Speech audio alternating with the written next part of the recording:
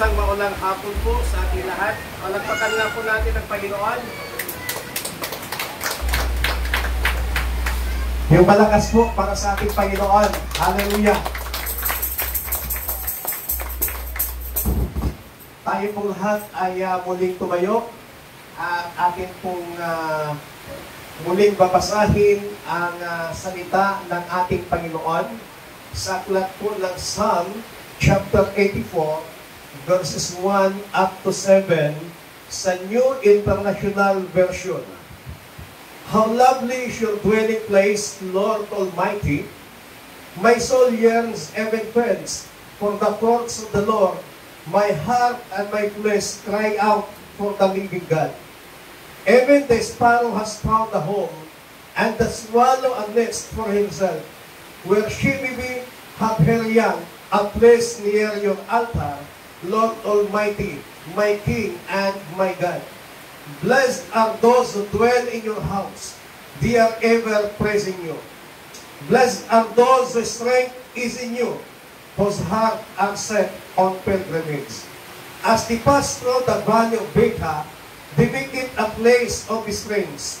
The autumn rains also cover it with pools, begat from strength to strength, till it appears before God in Zion. Pagpalain ng Panginoon ng kanyang masalita natin pong nabasa, maaari na ba kayong umupo? Mula po sa hapong pong ito ay atin pong patuloy na tatalakayin ng ating pinag-usapang The Blessed Man. Sapagkat gustong ipakita sa atin at gustong ipaunawa sa atin ng Panginoon ng bawat nananampalataya kay Jesus, ng bawat sumasamba kay Jesus, ang bawat sumusunod kay Jesus, they are the blessed man. At bilang isang blessed man, gustong ipaunawa sa atin ng Panginoon na meron tayong mga dinadaanan dito sa ibabaw ng lupa. Habang tayo po ay nandito pa rin sa ibabaw ng lupa, may kanya-kanya ho tayong mga paglalakbay. Noong linggo po ay tinalakay po natin the journey of the blessed man. Nakita po natin yung unang paglalakbay ng blessed man is experiences valleys. Na nakakaranas po tayo ng mga valleys, ng mga lambak sa ating mga buhay. At itong lambak na ito po yung mga valleys of weeping and valleys of warfare. Ngayong hapon ay tatalakayin naman natin yung enhances valleys with experience. Na yung mga lambak, yung mga kabundukan na ating nararanasan sa ating mabuhay, ito po ay nagdadala ng mga kagandahan sa ating pong mga buhay. Tandaan po natin, napapaganda ang mga lambak na ating nararanasan. Hindi ko alam kung ano yung mga valleys sa inyong mga buhay sa hapong ito. But, habang uunawain po natin yung salita po ng ating Panginoon, mauunawaan po natin na bagamat nakakaranas po tayo ng iba't ibang mga lambak, iba't ibang mga buron sa ating mga buhay, iba't ibang mga bundok sa ating mga buhay, sa likod nun, blessed, sa likod nun, may inihanda ang Panginoon sa bawat isa po sa atin. Palagpakan natin ang Panginoon. Ang sabi po sa verse 5, blessed are those whose strength is in you. Mapalad yung mga tao na kanilang kalakasan ay ang Diyos. Mapalad ang mga tao na kanilang inaasahan ay ang Diyos. Whose hearts, ang sabi, are set on pilgrimage. Na kanilang mga puso ay nasa paglalakbay bilang isang mananampalataya. Blessed men refuse to allow their immediate situation to keep them from their ultimate desisyon. Yung mga blessed man, tayo po yun.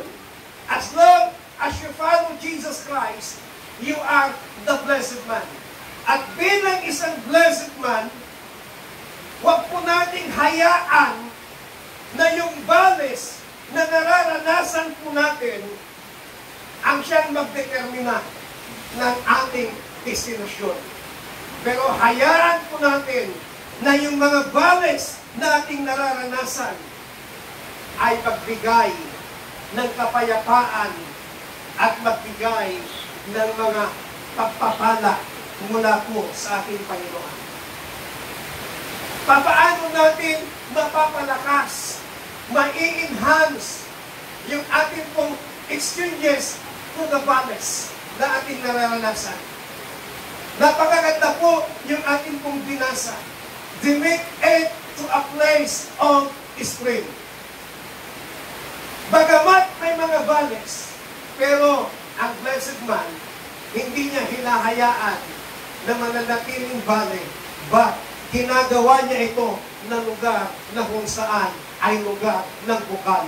Pag sinabi nating bukal, lugar na kung saan ay nararanasan niya ang biyaya at kapangyarihan ng ating pong Panginoon. Palakpakan natin ang Diyos sa buhay. Napakaganda po yung binasa o yung binanggit po dito sa ating pong teksto na kung saan ay ipinapakita ng salita po ng ating pong Panginoon na sa verse 6 ay sabi dito, as they pass through the valley of Baca, they make it a place of springs. Na sa kanilang pagdaan sa burol ng Baca, yung pinasa kasi kanina, Valley of Baca, hindi po Baca. Lugar po ito, Valley of Baca, burol ng Baca. Place po ito, hindi po siya Baca. Kaya, ang sabi po dito, as they pass through the Valley of Baca, they make it a place of spring. Bagamat sila po ay tumaraan sa burol ng Baca, ginagawa nila itong lugar ng bukal. They go beyond the surface experience and tap into the subterranean springs. As a blessed man, doon sa valley na nararanasan mo, as a blessed man, ikaw ay nagiging positibong tao. Na despite sa mga valley na nararanasan mo, nakikita mo yung mga oportunidad na maaring gawin sa'yo ng Panginoon. Hindi mo nakikita kung gaano kahirap, kung gaano kalaki, kung gaano kataas yung burol na yan, yung bundok na yan, yung problema na yan, yung pagsubok na yan, kundi ang nakikita mo as a blessed man, yung mga oportunidad na maaaring gawin ng Panginoon sa mga balis na nararanasan po natin. They do not wait for rain, but pray through to rivers of living water. Itong mga tao ito, itong mga Israelita ito, bagamat sila po ay dumaan doon sa valley, sa lambak ng Baca, hindi po nila hinintay na magkaroon ng ulan. But, sila po ay dumaan sa tinatawag na rivers of living water. Kapag sinabi po nating rivers of living water, wala pong iba kundi ang ating pong Panginoong Diyos. Na bagamat crisis na, bagamat may problema ka, don't forget the rivers of the living water. Hindi ka pagkukulangin ng Panginoon. Hindi ka niya papabayaan sa lambak, sa burol, sa bundok na dinadaanan mo, sa mga baku-bakong daan na dinadaanan mo sa iyong buhay. hindi ka pababayaan ng Diyos. Kaibigan, kapatid, handaan mo at lagi kang lumapit sa Diyos na siyang nagbibigay ng bukal ng buhay. Alam ng mga Israelita nito, they know the God of the valley and of the mountains. Kaya baliwala sa kanila, sapagkat kilala nila ang Diyos ng mga lambak at ang Diyos ng kabundukan. Di ba may awit na, the God of the valleys is the God of the mountains. Yung Diyos doon sa lambak na nararanasan mo, siya pa rin yung Diyos kapag nakakaranas ka ng mabibigat na pagsubok at problema sa iyong buhay. Kaya tandaan po natin, mga kapatid, na bilang isang blessed man, we are not exempted to experience valleys in our lives.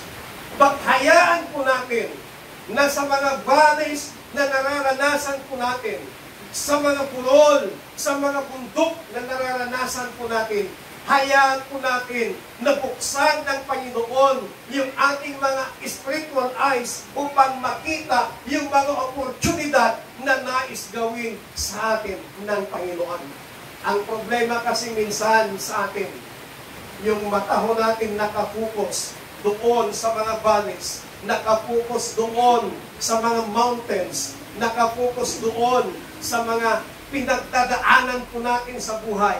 Ba't nakalimutan natin sa likod ng mga bundok na ito, sa likod ng mga valleys na ito, sa likod ng mga problemang ito, mayroong isang napakalaki at makapangyarihang Diyos sa lahat. Huwag ho nating hayaan na takpan ng mga valleys, natakpan ng mga pagsubok, natakpan ng mga problemang ito ang ating paningin upang hindi natin makita ang makapangyarihang Diyos na buhay. Sometimes maraming mga mananampalataya na nagrereklamo kapag sila po ay nakakaranas ng mga valleys sa kanilang mga buhay, nagrereklamo sila at sinasabi nila, Panginoon,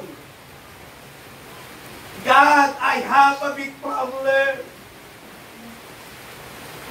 God, help me. God, I have a big problem. I have a big mountains. I have a big valleys in my life.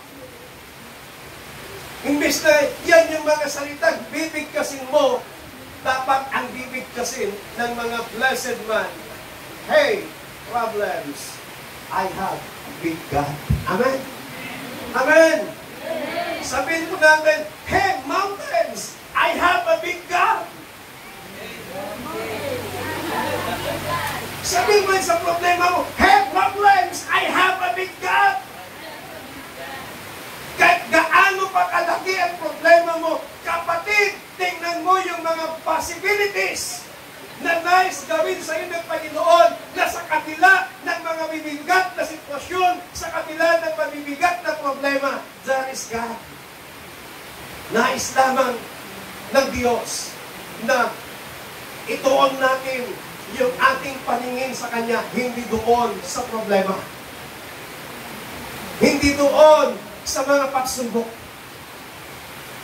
Tingin natin sa Diyos na kayang dumurog ng bundok.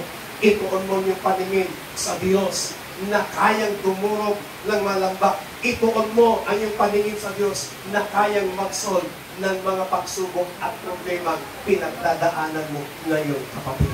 Palakpakan natin ang Panginoon. Nakita ho ninyo, sinabi ng Bible na dimik springs.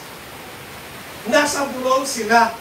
Ba't ginawa nila itong springs of water? Ibig sabihin, ginawa nila, tinawanan lang nila. And as the blessed man, huwag kang matakot na magkaroon ng problema, huwag kang matakot na dumaan sa mga baku-bakong kalsada, huwag kang matakot na dumaan sa mga bulol, sa mga bundok sa iyong buhay, sapagkat sa tuwing ikaw ay dumaraan sa mga ganyang sitwasyon ng buhay, God goes with you. God be with you. Ang pangako ng Panginoon, I will never leave you nor forsake you. Next na makikita po natin dito sa verse 7. Ano pong sabi sa verse 7 ng ating pong teksto? They go from strength to strength till each appears before God in Zion. Sila'y naglakad, sila'y nagpatuloy ng may lakas sa kanilang mga buhay. Exchanges strength in the valley. Sa gitna ng mga valley sa ating mga buhay, ibigay natin sa Panginoon at bibigyan ka ng kalakasan. Nakakalungkot, maraming mga Kristiyano ang nananalangin na sinasabi nila, Panginoon, ilayo mo ako sa mga problema ito. Ilayo mo ako sa mga pagsubok na ito. Dapat hindi ganon ang panalangin ng mga blessed man. Huwag kang matakot. Ang dapat na panalangin natin, Panginoon, bigyan mo ako ng lakas upang mapagtagumpayan ko ang pagsubok na to. Panginoon, bigyan mo ako ng lakas, bigyan mo ako ng wisdom upang mapagtagumpayan ko ang mga problema nito na pinagdadaanan ko sa buhay. Huwag mong ipanalangin na iiwas ka ng Panginoon sa ayaw at sa gusto mong kapatid. We are not exempted in trials. We are not exempted in problems. But as a blessed man, dapat yung panalangin po natin, nakikita natin yung mga opportunities na nais gawin sa atin ng Panginoon. Sapagkat sa tuwing ibinibigay mo sa Panginoon, sa tuwing humihingi ka ng lakas sa Panginoon, pinapalakas ka ng Panginoon at binibigyan ka ng wisdom, binibigyan ka ng karunungan kung paano mo mapagtagumpayan ang pagsubok at problema ang inyong pinagdadaan. Sometimes yung mga problema, tayo rin minsan ang gumagawa. Sometimes nagkakaroon tayo ng mga problema because of our decisions. Sa mga maling decision po natin, ang nagiging bunga mga problems. Kaya dahil sa maling decision mo, nagbunga ng problema, huwag mong iiwasan yun. Huwag mong sasabihin, Panginoon, iiwas mo ako sa problema ito. Ikaw ang gumawa ng problema. Kaya ang dapat mong panalangin sa Panginoon, Lord, give me strength. Give me courage to face these problems and to overcome these problems. Amen. Malakpakan natin ang Panginoon.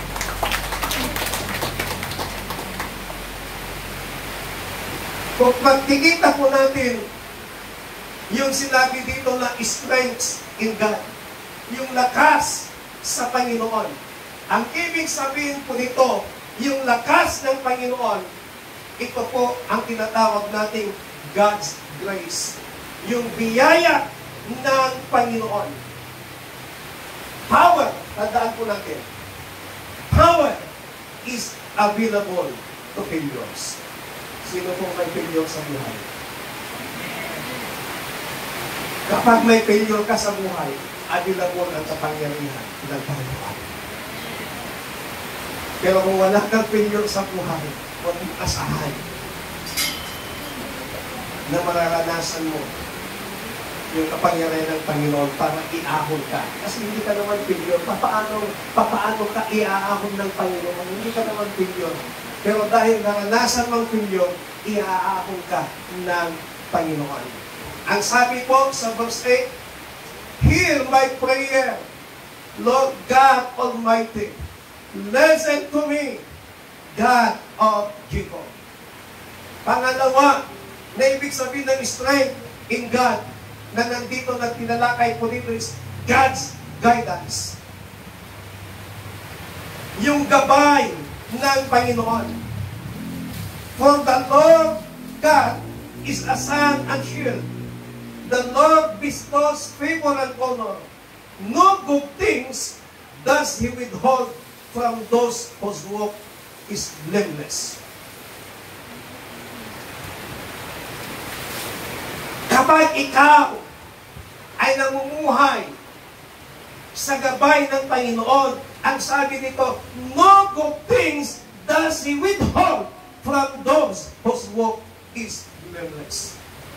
Walang bagay, walang mabubuting bagay na hindi bibitawan ng Panginoon sa mga tao na kanilang pamumuhay ay walang kapintasan.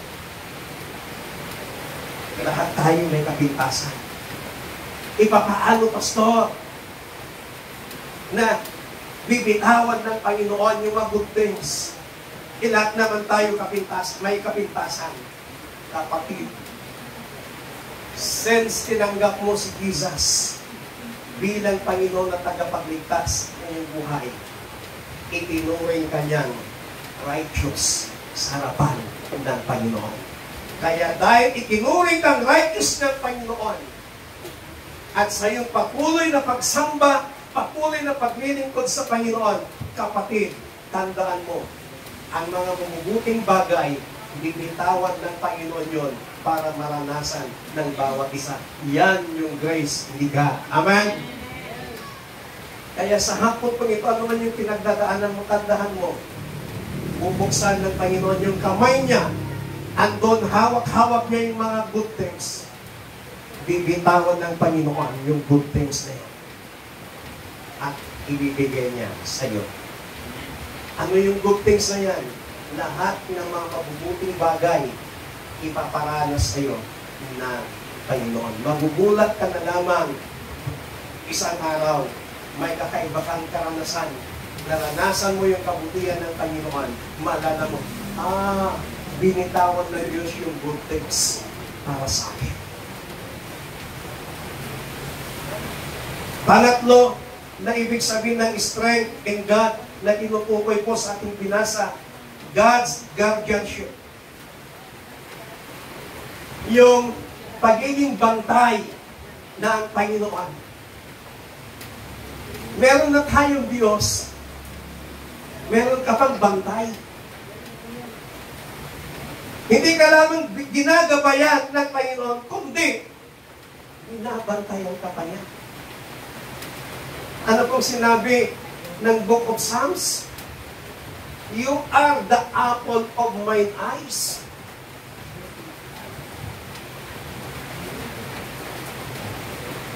Ibig sabihin, yung salitang ginamit ng Panginoon na we are the apple of His eyes, napakahalaga mo sa harapan ng Panginoon. Binabantayan ka ng Diyos 24/7. Kaya huwag kang matakot, wala kang dapat ipangamba anumang problema ang iyong pinagdadaanan sa buhay. Amen. Matandaan nyo yung isang awit na windy. Sinong nakakaalam sa awit na windy? When the oceans rise and thunders arise.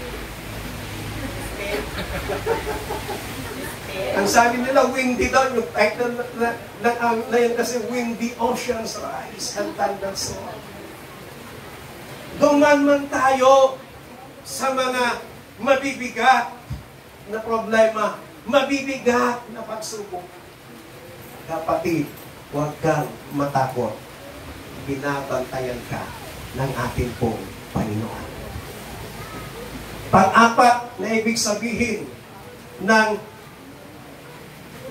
strength in God.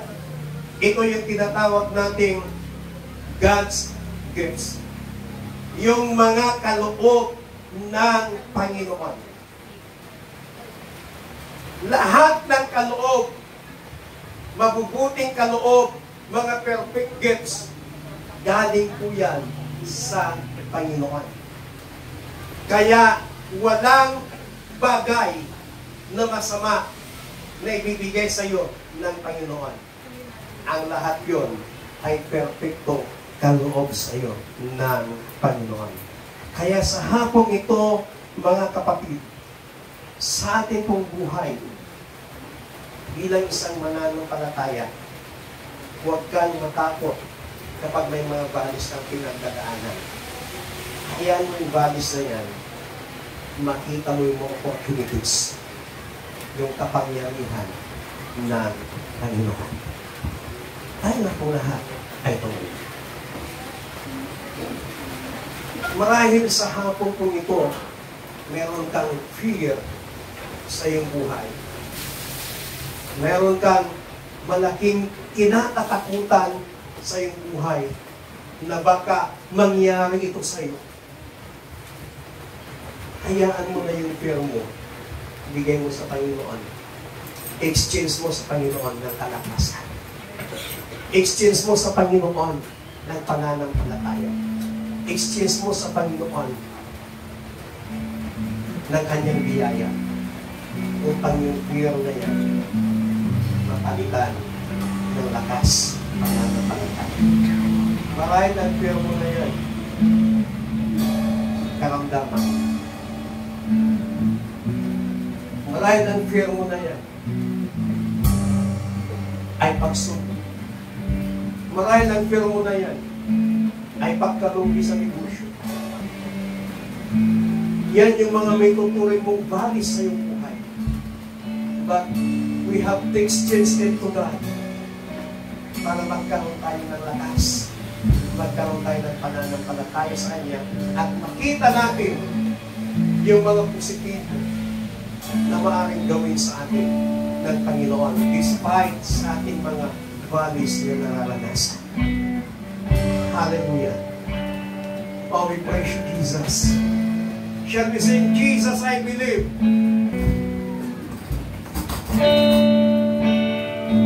Oh, we glorify thy name.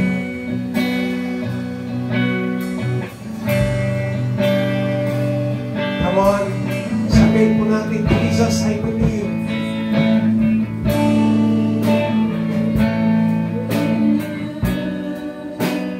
Jesus, I belong. You're the reason that I live, the reason that I sing. Jesus, I believe. Jesus, I believe.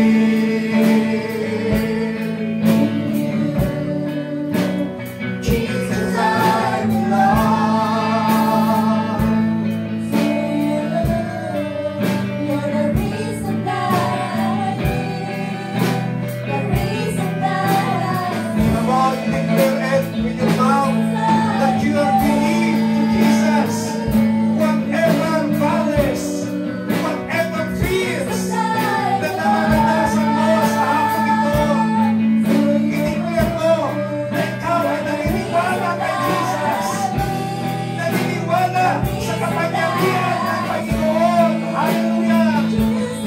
Oh, we praise you, Jesus!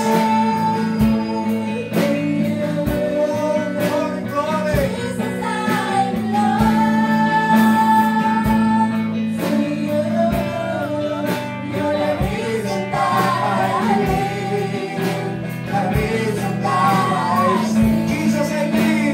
Jesus, I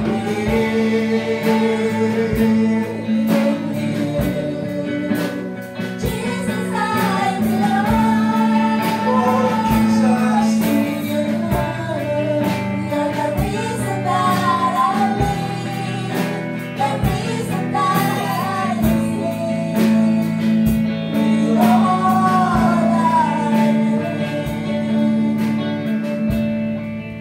Kapatid, sa hapon ito, mula sa iyong kinatatayuan, ano man ang iyong kinatatakutan, ano man ang iyong valleys na nararanasan ngayon sa iyong buhay, buksan mo yung mga bibig at sabihin mo sa Kanya, Jesus, I believe in you. Jesus, I believe in you.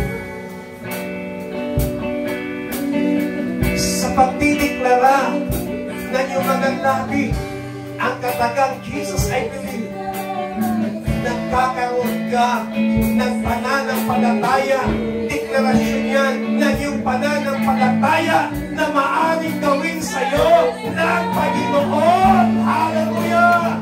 Oh, we praise you, Jesus! Come on, declare it, Jesus, I believe!